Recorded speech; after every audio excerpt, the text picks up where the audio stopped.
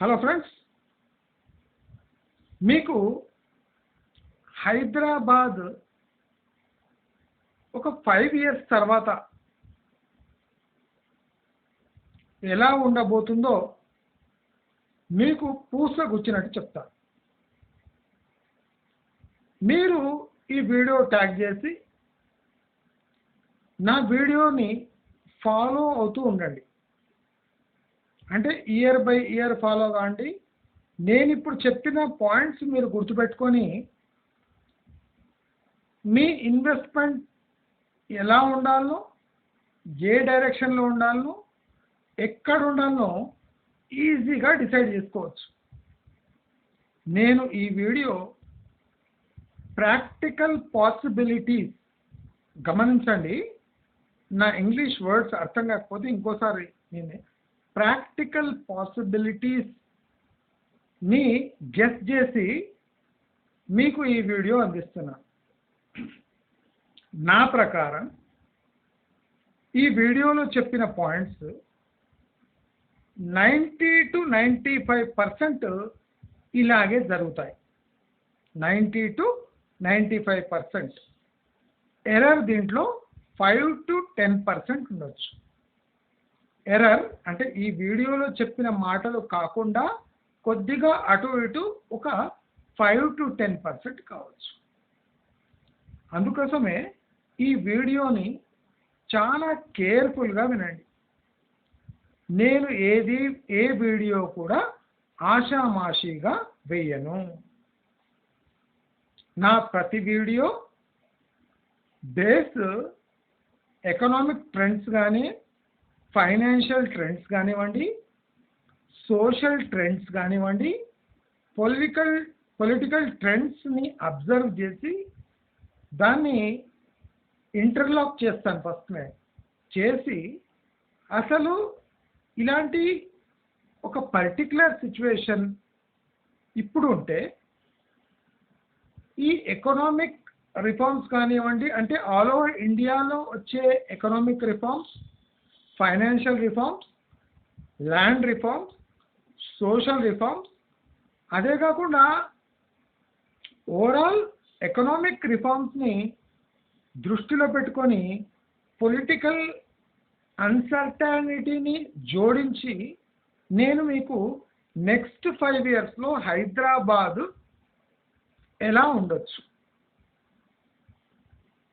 చాలామంది trend continue అవుతుంది అనే పిచ్చి భ్రమలో ఉంటారు.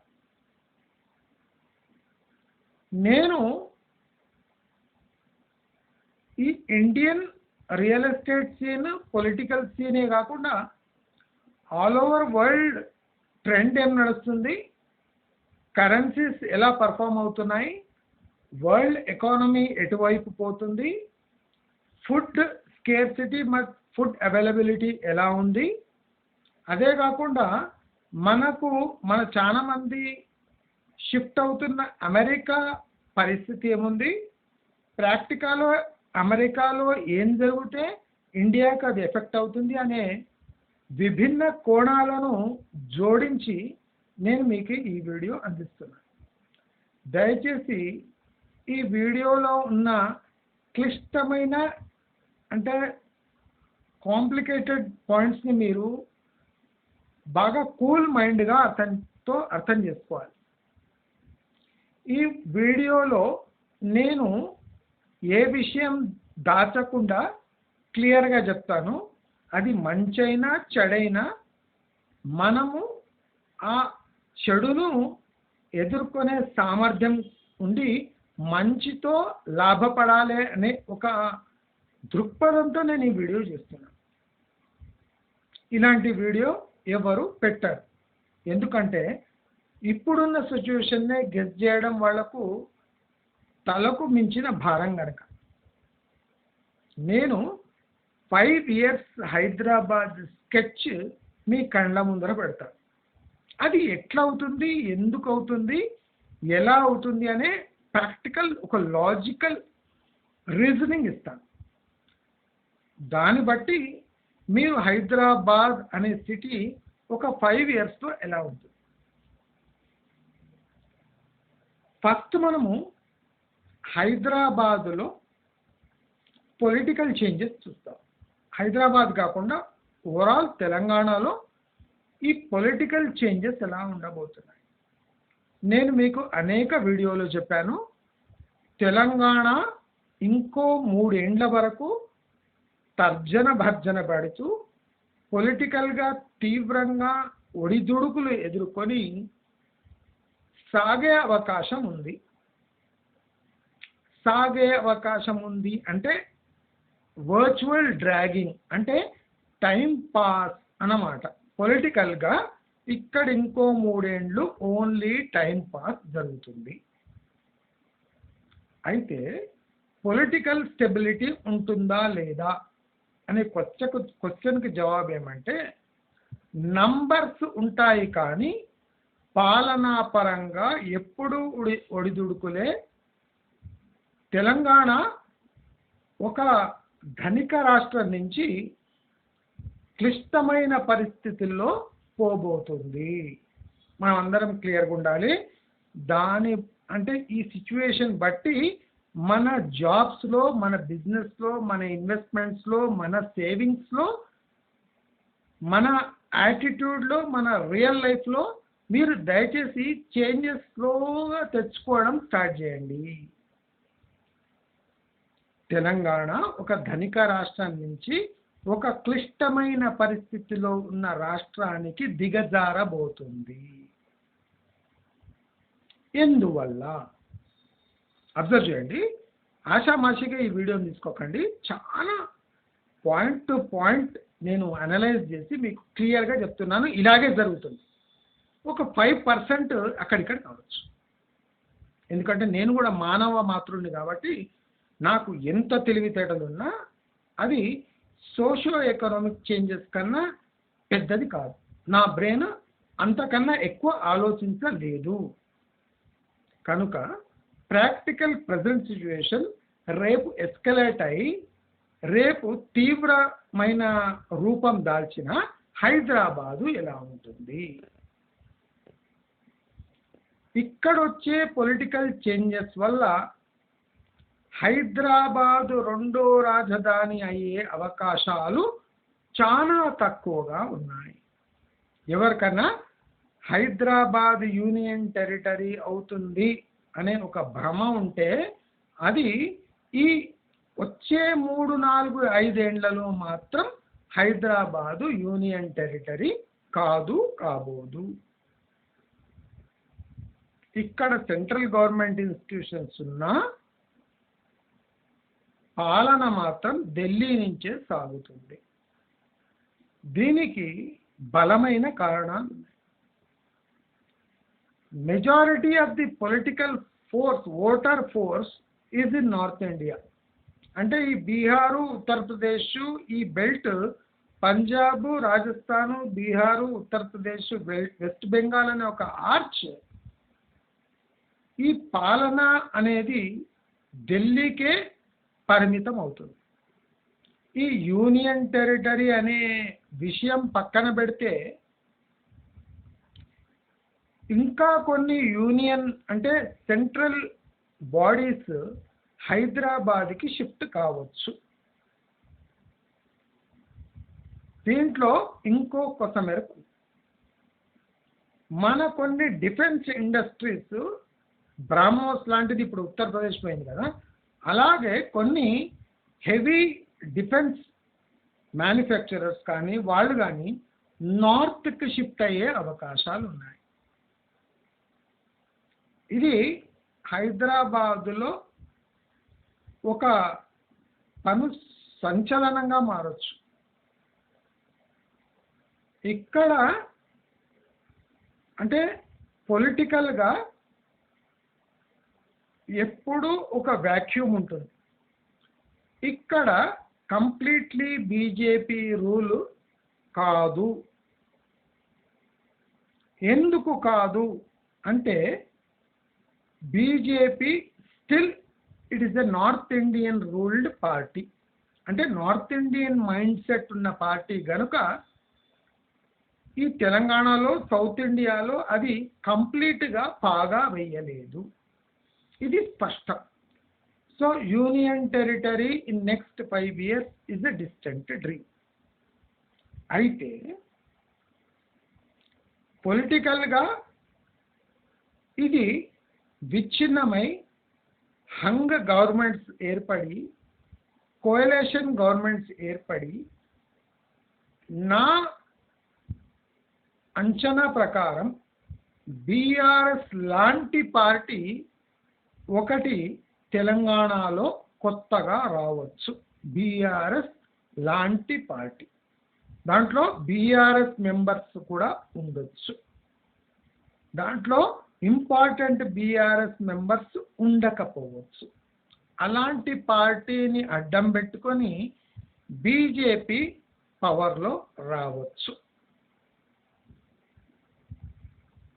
ఒక 5% అక్కడ 5% ఇక్కడ తప్ప ఇలాగే జరుగుతుంది. అయితే అభివృద్ధి తెలంగాణ ప్లస్ హైదరాబాదు ఇండస్ట్రీస్ పరంగా, సాఫ్ట్వేర్ పరంగా, బిజినెస్ పరంగా ఎలా ఉండబోతుంది నెక్స్ట్ 5 years? దయచేసి గమనించండి, లాస్ట్ 9 yearsలో హైదరాబాదులో పెను మార్పులు ఏమీ జరగలేదు. రియల్ ఎస్టేట్ భవనాల నిర్మాణము, దాంట్లో ఇన్వెస్ట్మెంటు, దానివల్ల ఎకానమీ బూస్ట్ అయినట్టు కనిపించింది తప్ప ప్రాక్టికలీ హైదరాబాదులో బిజినెస్లు పెద్దగా గ్రో కాలేదు. బిజినెస్లు పెద్దగా గ్రో కాలేదు అంటే న్యాచురల్లీ ఇండస్ట్రీస్ కూడా ఇక్కడ రాలేదు అని అర్థం. బిజినెస్ గ్రో అవుతుంటే ఇక్కడ ఇండస్ట్రీస్ వచ్చి ఇక్కడ రా మెటీరియల్ సప్లై చేసే ఛాన్సెస్ ఉన్నాయి. కానీ still we are getting raw material and finished material from Maharashtra, Rajasthan, Gujarat, Uttar Pradesh and partially Madhya Pradesh, Indore లాంటి ఏరియాస్ నుంచి. అంటే still Hyderabad and Telangana is far away from proper industrialization, or the goods that are manufactured locally are consumed by local people అనేది ఇంకా ఒక distant dream. So ఇక్కడ నుంచి ఒక permanent industry, that is pharmaceutical industry, ఇక్కడ naturally grow అవుతుంది. కానీ దానివల్ల మన లోకల్ ఎకానమీ ఏమాత్రం బూస్ట్ కాదు. Mostly export oriented or exported to other states, all over India sales ఉంటుంది కనుక ఈ ఫార్మాస్యూటికల్ ఇండస్ట్రీలో పెద్ద ఎంప్లాయ్మెంట్ ఉండదు కనుక, మెకనైజేషన్ ఉంటుంది కనుక ఇక్కడ ఫార్మాస్యూటికల్ ఇండస్ట్రీస్ నార్మల్గా గ్రో అవుతాయి. అంటే ఫార్మాసిటీ పెట్టంగానే ఏ హల్చల్ జరిగిందో అది ఏమాత్రం జరగదు. ఇంకా ఫ్యూచర్లో ఫార్మా క్లస్టర్లు పెట్టనేయండి, ఫార్మా టౌన్స్, ఫార్మా విలేజెస్, ఏ పేరు పెట్టినా ఫార్మాస్యూటికల్ ఇండస్ట్రీ ఏ పేస్లో గ్రో అవుతుందో అదే పేస్ ఉంటుంది. ఇంకా స్కాటర్ అయిపోతుంది తప్ప ఇక్కడ క్లస్టర్గా డెవలప్ కాదు. ఇది నోట్ చేసి పెట్టుకోండి. నేను చెప్పే మాట ప్రతి ఒక్కటి నోట్ చేసి పెట్టుకోండి.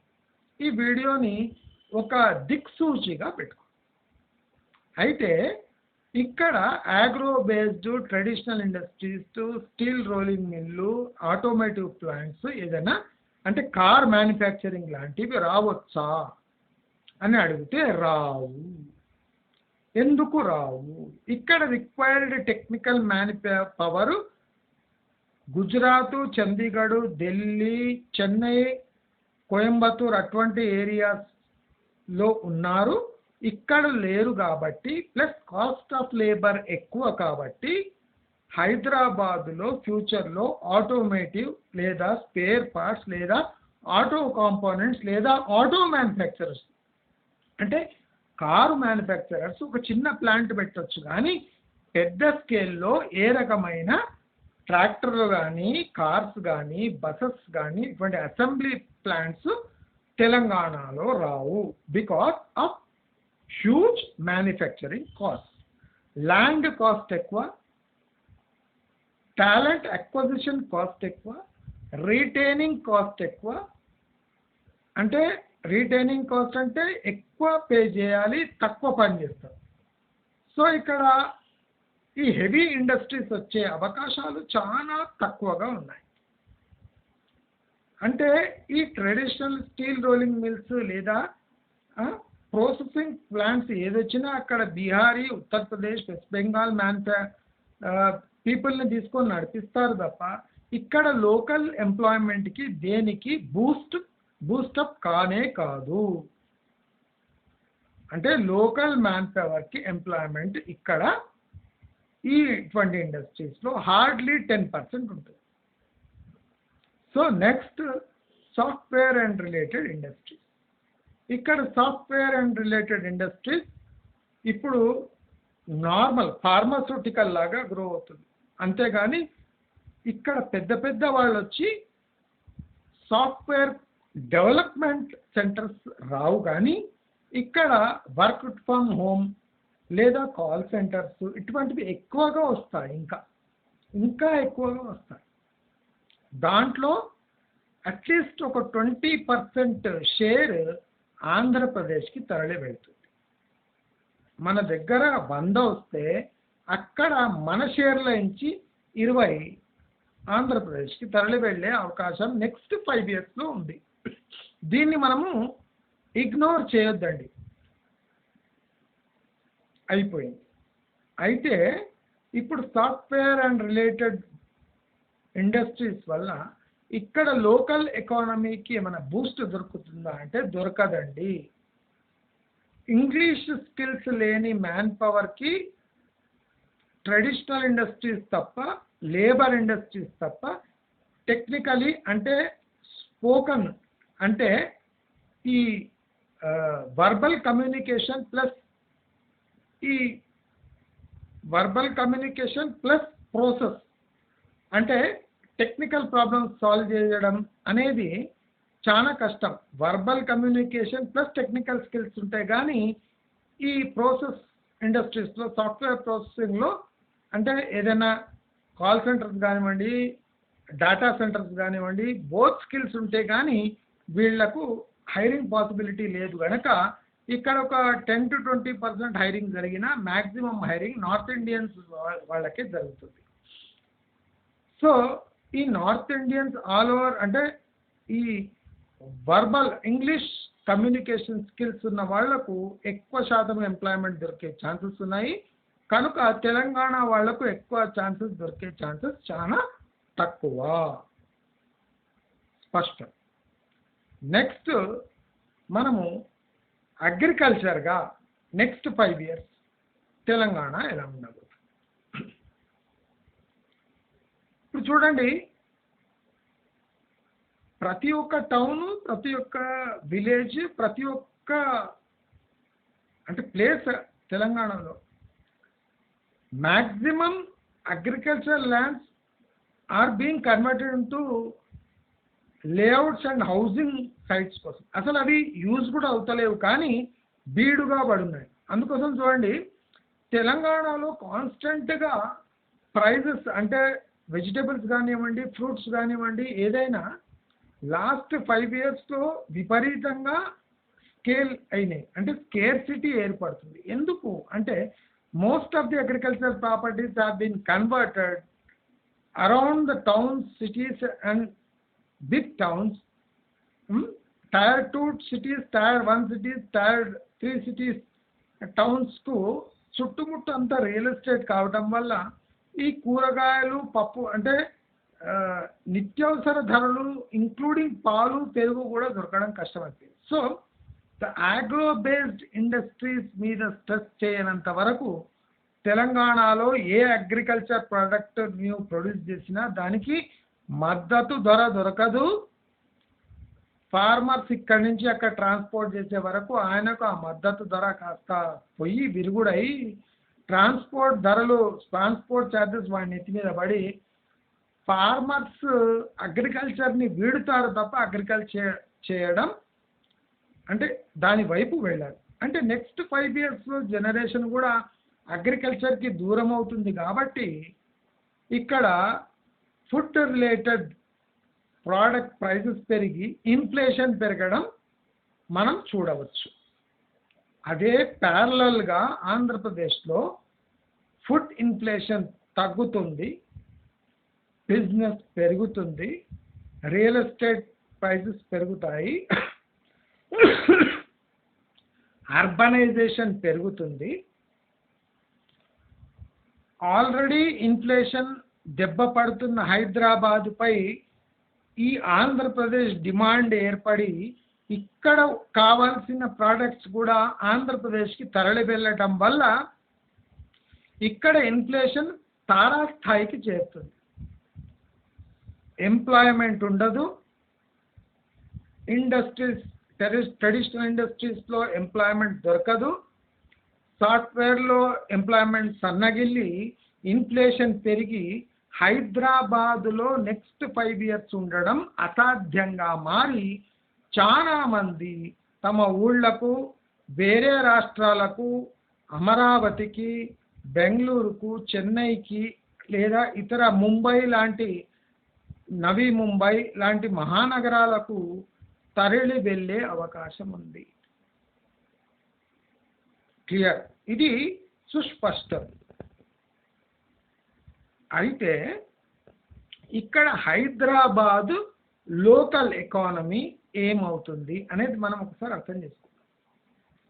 ఇప్పుడు డిజైన్ చేసిన ఫ్లైఓవర్స్, రోడ్స్, ఓఆర్ఆర్, ఆర్ఆర్ఆర్ ఇవన్నీ బోసిపోయే అవకాశాలు ఉన్నాయి. అంటే వీళ్ళు ఎక్స్పెక్ట్ చేసినంత పాపులేషన్ పెరగకపోగా తరిగి ఇవన్నీ పెను భారంగా మారే అవకాశాలు ఉన్నాయి. ఆర్ఆర్ఆర్ పై, ఓఆర్ఆర్ పై రెవెన్యూ జనరేషన్ అనేది ఒక మిథ్య. అంటే ఇవన్నీ పుణ్యానికే యూజ్ చేసుకునే రోడ్స్గా మిగిలిపోతాయి. ఓఆర్ఆర్ నిర్మించి కూడా ఇంకా ఓఆర్ఆర్లో చాలా అంటే 60 to 70% of ORR is still vacant lands. అది డెవలప్ కావాలంటే నెక్స్ట్ 10 years పడుతుంది. So RRR is a distant dream. చాలా నేను ఎకనామికల్ అంటే ఎకనామిక్స్ ప్లస్ సోషల్ చేంజెస్ బట్టి మీకు ఈ 5 year ట్రెండ్ చెప్తున్నాను. ఆల్మోస్ట్ ఆల్ అలాగే జరుగుతుంది, 5% తేడా ఉంటుంది. ఓఆర్ఆర్కే డెవలప్ కావడానికి నెక్స్ట్ 10 yearsలో డెవలప్ కావచ్చు. And so RRR will take at least 20 years to make up something for their investments. Me investment 15 ఏళ్ల పైచిలుకు పట్టొచ్చు ఫలించడానికి. ఆర్ఆర్ఆర్ పై ఫలించడానికి అంటే 40% రిటర్న్స్ రావడానికి. ఆర్ఆర్ఆర్ పై డబల్ అవుతుంది అనేది మిథ్య. ఇప్పుడు నెక్స్ట్ అంటే కన్స్ట్రక్షన్ అయ్యే వరకు అక్కడ ఒక బూస్ట్ ఉంటుంది ప్రైస్లో ఆర్ఆర్ఆర్లో. తర్వాత విపరీతంగా పడిపోయి నియర్లీ ఓఆర్ఆర్ కన్నా అంటే దాని ట్రెండ్ ఎట్లుంటుందంటే ఆర్ఆర్ఆర్లో సంక్షోభం ఏర్పడి ఓఆర్ఆర్కి డిమాండ్ ఎక్కువ అవుతుంది. దానికి ఒక 15 years టైం పడుతుంది. ఓఆర్ఆర్ 10 yearsలో డెవలప్ అయిపోతుంది. నెక్స్ట్ 15-20 years తర్వాత ఆర్ఆర్ఆర్ డెవలప్ అవుతలేదని తెలిసి ఆ ఇన్వెస్ట్మెంట్ అంతా ఓఆర్ఆర్ వైపు వచ్చి ఓఆర్ఆర్ డెవలప్ అయ్యే అవకాశాలు నెక్స్ట్ 15 yearsలో చాలా ఎక్కువగా ఉన్నాయి. అంటే మీరు ఓవర్ ఎక్స్పెక్టేషన్ పెట్టుకొని ఓఆర్ఆర్ ఆర్ఆర్ఆర్ అంటే ఓఆర్ఆర్కి ఆర్ఆర్ఆర్కి 2 kilometers డిస్టెన్స్ ఉన్నట్టు ఈ సన్నాసులు వాగుతున్నారు. ఈ వాగుడుని మీరు ప్రాక్టికల్గా అక్కడ చూడండి. 70 kilometer డిస్టెన్స్ ఉంది, 50 to 70 to 80 kilometers డిస్టెన్స్ ఉంది మన ఓఆర్ఆర్కి ఆర్ఆర్ఆర్కి. ఆర్ఆర్ఆర్ పై డెవలప్ కావాలి అని ఏ రూలు లేదు. Vast areas in RRR in spite of real estate investment will remain vacant for next 15 years. అంటే 15 ఏళ్ళ వరకు కూడా అక్కడ లేఅవుట్లు అయిపోతాయి, ల్యాండ్ ప్లాట్స్ ఉంటాయి, అన్నీ ఉంటాయి, కానీ జనాలు ఉండరు. ఇది ఆర్ఆర్ఆర్ పై నా ఖచ్చితమైన అనాలిసిస్. ఓఆర్ఆర్ 10 yearsతో 10 to 12 yearsతో డెవలప్ అయిపోతుంది. RRR will take another 15-20 years to just make up the losses, get their investments back. అంటే ఇప్పుడు పొలాలు ఉన్న వాళ్ళకు లాభాలే, పొలాలు ఉన్నోడు లేఅవుట్గా కన్వర్ట్ చేసి రియల్ ఎస్టేట్ వాళ్ళకి అమ్మేస్తారు, వాళ్ళకి లాభాలే. కానీ రియల్ ఎస్టేట్ వాళ్లకు నెక్స్ట్ 15-20 ఇయర్స్ వరకు ఎలాంటి విపరీతమైన లాభాలు రావు, పెట్టిన పెట్టుబడి కూడా రాకుండా కుదేలైపోయి ఆర్ఆర్ఆర్ నుంచి మళ్ళీ డిమాండ్ ఓఆర్ఆర్కి ఏర్పడుతుంది. ఇది ఖచ్చితమైన రెడ్ లైన్ తీసుకోండి, ఇది మార్క్ చేసుకోండి. ఇలాగే జరుగుతుంది. హైదరాబాద్ ట్రాఫిక్ చాలా సులభతరం అయిపోతుంది.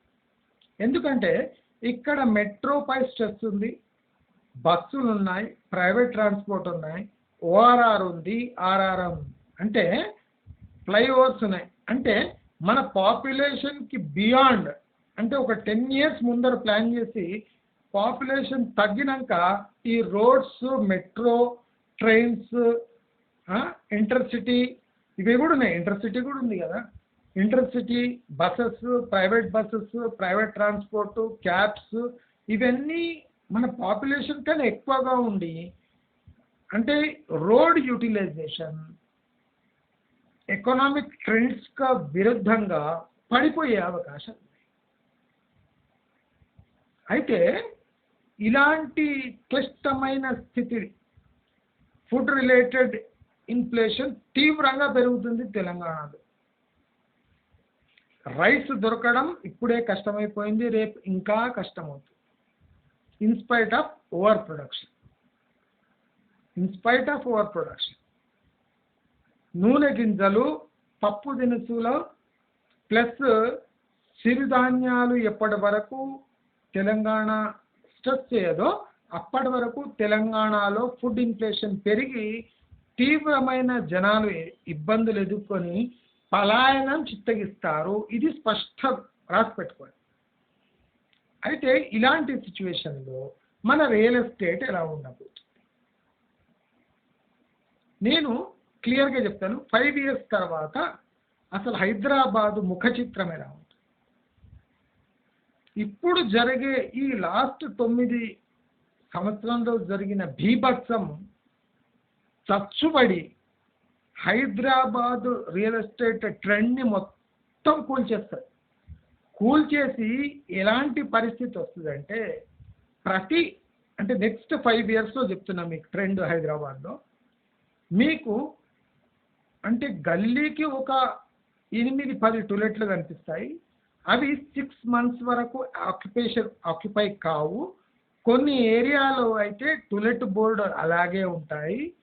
దీనివల్ల నెక్స్ట్ 5 yearsలో రియల్ ఎస్టేట్తో పాటు రెంటల్ వాల్యూస్ తీవ్రంగా పడిపోతాయి. మీకు నవ్వొస్తుండొచ్చు, అంటే అంటే కాని విషయం నేను చెప్తున్నా అనుకుంటున్నాను. ఎగ్జాక్ట్గా ఇలా జరుగుతుంది. ఇక్కడ 3.5 lakh వెస్ట్ హైదరాబాద్లోనే వేకెంట్ ఫ్లాట్స్ ఉన్నాయి. అంటే ఆ ఫ్లాట్స్ ఇంకో ఒక 10 ఏళ్ళు అట్లనే ఉంచుకోరు, ఏదో రేటుకు అంటిస్తారు. అంటే 3.5 lakh ఫ్లాట్స్ ఇంటూ 4 వేసుకోండి, 3.3 lakhs ఇంటూ 4 వేసుకోండి. 12 లక్షల మందికి సరిపోను ఫ్లాట్స్ ఇప్పుడు ఖాళీగా ఉన్నాయి. 12 లక్షలు well earning individuals, high earning individual కోసం 12 లక్షల జనాల కోసం అది ఖాళీగా ఉన్నాయి. అంటే అట్లీస్ట్ 3.5 లక్షల మంది ఒక 10-12 లక్షల జీతం కలిగిన వాళ్ళు హైదరాబాదులో ఉంటే కానీ ఆ 3.5 lakh ఫ్లాట్స్ అమ్ముడుపోవు. అలాంటి పాపులేషన్ హైదరాబాదులో ఖచ్చితంగా ఫ్యూచర్లో ఉండదు, అది స్కాటర్ అయిపోతుంది. అర్థమైందా? హైదరాబాదుపై భారం తగ్గుతుంది అంటే అర్థమేమి? ఇక్కడ ఎంప్లాయ్మెంట్ తగ్గుతుంది, ఇక్కడ హౌసింగ్ డిమాండ్ తగ్గుతుంది, రెంటల్ వాల్యూస్ పడిపోవటం వల్ల చాలా మందికి ఈజ్ ఆఫ్ లివింగ్ ఉంటుంది అనుకుంటారు, కానీ చాలా మంది రెంట్పై పడిన వాళ్లకు ఇది అంటే బిల్డింగ్సే మెయింటెనెన్సే పెను భారంగా మారి బల్క్ రెంటల్స్ వైపు వెళ్తారు. అంటే కంపెనీస్కి బిల్డింగ్ రెంట్లు ఇవ్వడం, అంటే హాస్టల్ టైప్ ఎన్వైర్న్మెంట్ ఆటోమేటిక్గా హైదరాబాదులో డెవలప్ అవుతుంది. ఎడ్యుకేషన్ పరంగా ఇక్కడ వేలాది అంటే వందలాది ఇన్స్టిట్యూట్లు చచ్చు పడతాయి. అంటే ఇక్కడ సీట్లు ఖాళీగా ఉండిపోతాయి. ఆంధ్ర పాపులేషన్ అట్లీస్ట్ 40% ఆంధ్రాలోనే చదువుకుంటారు. అంటే ఇప్పుడు 100 మెంబర్స్ హైదరాబాద్లో ఉంటే at least 40 members దల్ shift back to Andhra Pradesh to study for higher studies, IAS, IPS. Coaching academies కూడా చాలా ఆంధ్రాకు షిఫ్ట్ అయ్యే అవకాశాలు ఉన్నాయి. కనుక ఎడ్యుకేషన్ పరంగా కూడా ఇక్కడ ఇన్స్టిట్యూషన్స్ ఎక్కువ, సీట్లు ఎక్కువ, మెంబర్స్ తక్కువ. సో క్వాలిటీ ఆఫ్ ఎడ్యుకేషన్ పెరగొచ్చు, ఫెసిలిటీస్ పెరగొచ్చు, కానీ number of students pursuing education in Hyderabad తగ్గొచ్చు. ఎందుకంటే cost of living, cost of studying, staying cost ఎక్కువ ఉన్న కారణంగా ఇవి ఈ దెబ్బ పడంగానే టోటల్ హైదరాబాద్ ముఖ చిత్రం మారిపోయి, అంటే ఇక్కడ ఉండేవారికి చీపర్ ఆల్టర్నేటివ్స్ దొరకవచ్చు, కానీ దానికి టైం పడుతుంది. పలాయనం చిత్తగించే వాళ్లకు అక్కడ ఆపర్చునిటీస్ మంచిగా అయ్యి, అక్కడ కాస్ట్ ఆఫ్ స్టడీయింగ్ తక్కువై వాళ్ళు అక్కడ చదువుకుంటుంటారు, ఇక్కడ native people cost of studies తక్కువై ఇక్కడ చదువుకుంటుంటారు. సో ఈ ఎడ్యుకేషన్ పరంగా win win situation for both states అని నేను ఖచ్చితంగా చెప్పగలను. మరి రియల్ ఎస్టేటు పరిస్థితి ఎలా అవుతుంది? రియల్ ఎస్టేట్ పరిస్థితి నెక్స్ట్ 5 years తర్వాత, అంటే నేను చాలా నెగటివ్గా చెప్తలేను, కానీ ఇక్కడ ప్లాట్స్ పెద్ద ప్లాట్స్గా మారుతాయి. ఇప్పుడు 100 గజాలు 100 గజాలు అని లేఅవుట్, మొత్తం లేఅవుట్ రీడిజైన్ అయ్యి అన్ని లేఅవుట్స్ 200, 300 ప్లస్ గజాల ప్లాట్స్గా మారి ఈ 100 గజాల ప్లాట్ రేటుకే అమ్ముడు పోతాయి. 5 yearsలో హైదరాబాద్లో జరిగేది నేను పూసకొచ్చినట్టు చెప్తున్నాను. ఈ ఇయర్స్ ఓపెన్ పెట్టుకోండి. మీరు ఇప్పుడు ఏ కమెంట్ చేసినా నో ప్రాబ్లం, కానీ 5 ఏళ్ల తర్వాత ఈ వీడియో మీకు తప్పకుండా గుర్తుకుంటుంది. All layouts which are being planned for 100 yards will be converted into 200, 250, 300, 500 yards only. అంటే ల్యాండ్ అవైలబిలిటీ చాలా పెరిగిపోతుంది. లేఅవుట్స్ నాలా పర్మిషన్ ఉంటుంది కనుక వాళ్ళు అగ్రికల్చర్ ల్యాండ్గా కన్వర్ట్ చేయలేని పరిస్థితి. కనుక ప్లాట్సే పెరిగి ఏరియా పెరిగి చీప్గా మారుతాయి. చాలా మంది నాతో విధన్నవాదం చేస్తారు, పెరిగినవి పడవని. పెరిగినవి పడతాయి. ఎట్లా పడతాయి అంటే ఏరియాస్ అదే రేటుకు ఏరియాస్ ఎక్కువ వస్తాయి. 100 గజాలు వచ్చేది 300, 500 గజాల ప్లాట్ వస్తాయి. అండ్ కన్స్ట్రక్షన్ కాస్ట్స్ కూడా చాలా, అంటే ఇక్కడ కన్స్ట్రక్షన్ మెటీరియల్ యొక్క డిమాండ్ తగ్గి ఇక్కడ రీజనబుల్ కాస్ట్లో మనకు కన్స్ట్రక్షన్ అయిపోయే అవకాశాలు ఉన్నాయి. అంటే in future Hyderabad will become very peaceful and livable city after 5 years, but it will not remain as investment destination for real estate. ఇది కూడా ఖచ్చితం. అంటే ఇక్కడ కొని 6 నెలలకు అమ్ముదాం, సంవత్సరాలకు అమ్ముదాం అంటే మీకు 10% కన్నా ఎక్కువ రాదు. ఆఫ్టర్ 5 years నేను హైదరాబాదులో రియల్ ఎస్టేట్ ట్రెండ్ స్పష్టంగా చెప్తున్నాను. రెంటల్ వాల్యూస్ పడిపోతాయి, హాస్టల్ టైప్ లివింగ్ ఎక్కువ అవుతుంది, స్టూడెంట్ పాపులేషన్ చాలా చీప్గా ఇక్కడ స్టడీస్ చేసుకోవచ్చు, లివబిలిటీ అనే ఫ్యాక్టర్ హైదరాబాద్లో ఇంక్రీజ్ అవుతుంది, గ్రీనరీ ఇంక్రీజ్ అవుతుంది, ప్లాట్స్ పెద్ద సైజులో దొరుకుతాయి, ఫ్లాట్స్కు డిమాండ్ ఆల్మోస్ట్ ఒక 90% పడిపోయే సూచనలు ఉన్నాయి. అంటే ఫ్లాట్స్ అంటే బాబోయ్ వద్దు, మాకు ఆ ఫ్లాట్స్ బతుకులు వద్దు, మాకు అదే ప్రైజ్లో ఇండిపెండెంట్ ప్లాట్స్లో ఇల్లు కట్టుకునే సౌలభ్యం ఉంది, మీకు దండం, మీ ఫ్లాట్స్కో దండం అనే పరిస్థితి అయి వెస్ట్ హైదరాబాదు ఒక పావురాల గూడుగా మారి గోస్ట్ సిటీగా అవతారం ఎత్తుతుంది. అక్కడ రెంట్కు ఉండడం కూడా చాలా మంది ఇష్టపడరు. ఇప్పుడున్న ట్రెండ్కు ఇది టోటల్ ఉల్టా అయిపోతుంది. నెక్స్ట్ 5 years రెంట్కు కూడా ఉండడం ఇష్టపడరు. ఎందుకు అంటే ఇక్కడ cost of living, cost of rents కన్నా చాలా ఎక్కువైపోతుంది. So cost of living rents పై దెబ్బ కొట్టి రెంట్లు ప్లస్ కాస్ట్ ఆఫ్ లివింగ్ పెరిగి తడిసి మోపడై ఇక్కడున్న ఎంప్లాయ్మెంట్ ఫ్యాక్టర్ని దెబ్బతీసి ఈ టోటల్ వెస్ట్ హైదరాబాద్ని సర్వనాశనం చేస్తుంది. నెక్స్ట్ 5 years తర్వాత వెస్ట్ హైదరాబాద్ ఇప్పుడున్నట్టు ఉండదు, టోటల్గా రూపాంతరం చెంది ఒక ఘోస్ట్ సిటీగా మారే అవకాశాలు మెండుగా ఉన్నాయి. అందుకోసం మీకు ఏ రేటుకు దొరికితే ఆ రేట్లో వెస్ట్ హైదరాబాద్ నుంచి ఎగ్జిట్ కాండి అని చెప్పి. అయితే ఈ వెస్ట్ హైదరాబాద్ పై తీవ్రంగా ప్రభావం చూపేది అమరావతి. అమరావతిలో కొత్త పొంతలను చూసి ఈ వెస్ట్ హైదరాబాద్లో లివింగ్ పాపులేషన్ కొద్దిగా అంటే ఒక 10 to 20% వెస్ట్ హైదరాబాద్ నుంచి అమరావతికి షిఫ్ట్ అయ్యే అవకాశాలు మెండుగా ఉన్నాయి. Amaravati will be A costly capital. అంటే వెస్ట్ హైదరాబాద్ ఎలా ఉందో కాస్ట్ ఆఫ్ లివింగ్ సుమారు అలాంటి లైఫ్ స్టైలే అమరావతిలో ఏర్పడబోతుంది. అదేం చీప్ క్యాపిటల్ కాదు. Amaravati will not become a feasible capital. It will be like west Hyderabad. But west హైదరాబాద్లో లాగానే ఎంప్లాయ్మెంట్ ఛాన్సెస్ చాలా తక్కువ ఉంటాయి నెక్స్ట్ 5 yearsలో. అంటే Amaravati it will take at least 15 years to become a real west Hyderabad. 15 ఏళ్ల తర్వాత అమరావతి వెస్ట్ హైదరాబాద్లా ఎకనామిక్గా మారుతుంది. బట్ కాస్ట్ ఆఫ్ లివింగ్ మన వెస్ట్ హైదరాబాద్లో ఎలా ఉంది అమరావతిలో కూడా అలాగే ఉండబోతుంది. So that is the minus factor of Amaravati. అమరావతిలో కాస్ట్ ఆఫ్ లివింగ్ వెస్ట్ హైదరాబాదుకి ఈక్వల్గా ఉండి లేదా దానికన్నా మించిపోయే అవకాశాలు ఉన్నాయి. కాబట్టి బాగా డబ్బున్న వాళ్ళు అమరావతిలో ఉండడం ఇష్టపడతారు, అది కూడా ఉండరు. ఎందుకంటే cost of living and employability అనే ఫ్యాక్టర్ మిస్ మ్యాచ్ అయ్యి Amaravati will take another 15 years to flourish. But real estate around Amaravati and Vijayawada, Guntur will boom like anything.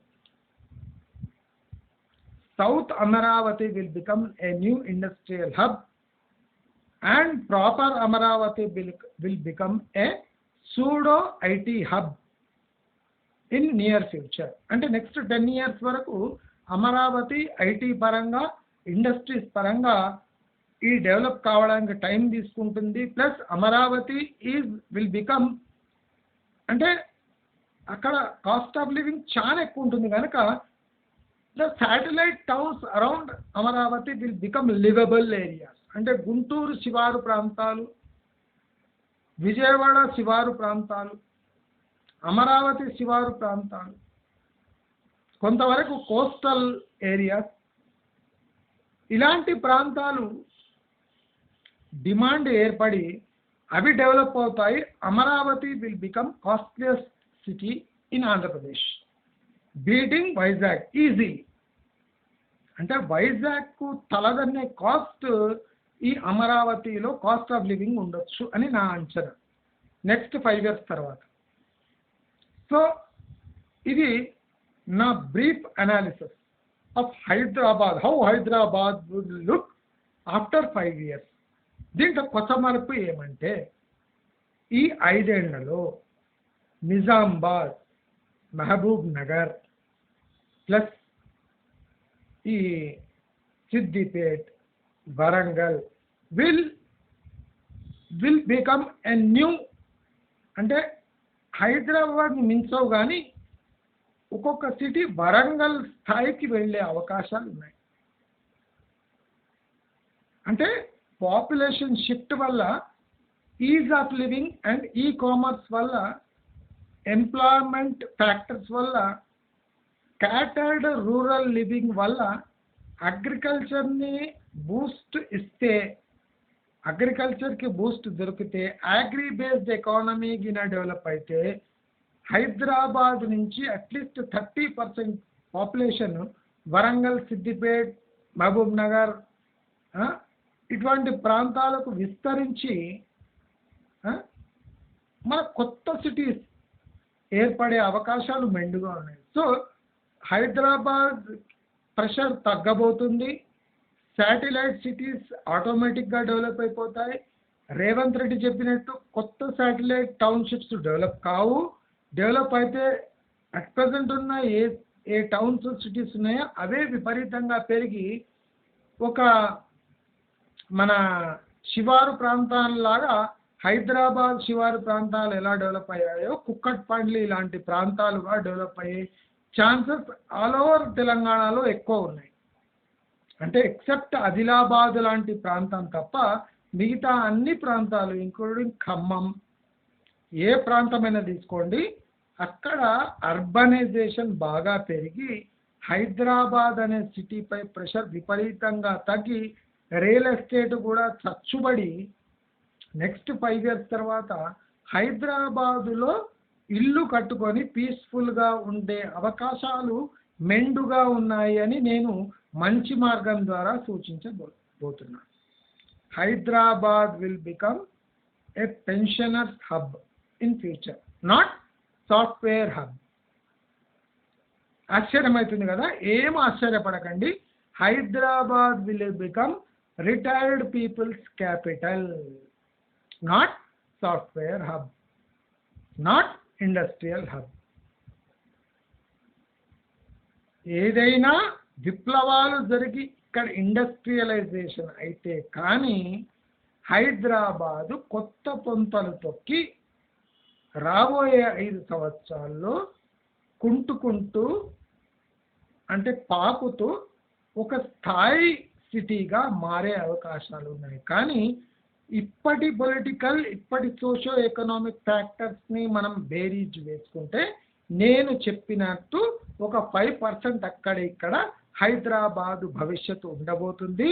ఇది మీరు మార్క్ చేసి పెట్టుకొని కాన్స్టెంట్గా ఈ వీడియోలో చెప్పిన మాటలు మీరు రాసి పెట్టుకొని అటువైపు హైదరాబాదు పోతుందా లేదా అనేది మీరు ఈ 5 ఏళ్ల పాటు మీరు ఈజీగా చూసి మీ ఇన్వెస్ట్మెంట్స్, మీ లైఫ్ స్టైల్, మీ పిల్లల ఎడ్యుకేషన్, మీ పిల్లల భవిష్యత్తు కోసం ఇన్వెస్ట్మెంట్స్ ప్లాన్ చేసుకుంటారు అని తెలియజేస్తూ, మీకు ఈ వీడియో నచ్చినట్టయితే లైక్, షేర్, సబ్స్క్రైబ్ చేసుకోండి. నమస్కారం.